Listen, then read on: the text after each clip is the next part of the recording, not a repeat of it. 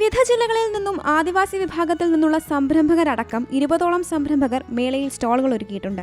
ആരോഗ്യം, ടൂറിസം, ഭക്ഷ്യ സംസ്കരണം തുടങ്ങിയ മേഖലകളിൽ നിന്നുള്ള വനിതാ സംരംഭകർ ഇതിൽ ഭാഗമായിട്ടുണ്ട്. കുറഞ്ഞ വിലയിൽ വൈവിധ്യമാർന്ന ഉത്പന്നങ്ങൾ വാങ്ങാൻ പൊതുജനങ്ങൾക്ക് മേളയിലൂടെ അവസരം ലഭിക്കുമെന്ന് സംഘാടകർ പറയുന്നു. വളരെ വ്യത്യസ്തമായ പ്രൊഡക്റ്റുകളും സർവീസുകളാണ് ഇവിടെ കൊടുക്കുന്നത്.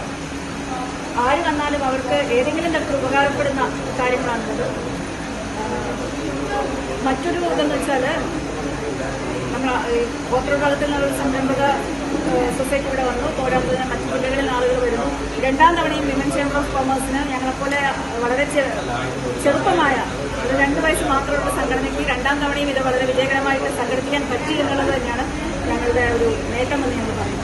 മേളയോടനുബന്ധിച്ച് വിവിധ മേഖലകളിൽ പ്രഗത്ഭരായ വനിതകളെ ആദരിച്ചു. വിമൻ ചേംബർ പുറത്തിറക്കിയ ന്യൂസ് ലെറ്റർ മുനിസിപ്പൽ ചെയർമാൻ ഐസക്കും ജില്ലാ വ്യവസായ കേന്ദ്രം ജനറൽ മാനേജർ ആർ രമയും ചേർന്ന് പ്രകാശനം ചെയ്തു. പ്രസിഡന്റ് ബിന്ദു മിൽട്ടൺ അധ്യക്ഷയായ ചടങ്ങിൽ secretary MD Shyamala, programme coordinator Parvathy Vishnudas എന്നിവരും പങ്കെടുത്തു.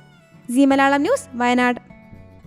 ഏറ്റവും പുതിയ വാർത്തകളും വിശേഷങ്ങളും വിരൽത്തുമ്പിലറിയാൻ സി മലയാളം ന്യൂസ് എല്ലാ ഡിജിറ്റൽ പ്ലാറ്റ്ഫോമുകളിലും ലഭ്യം.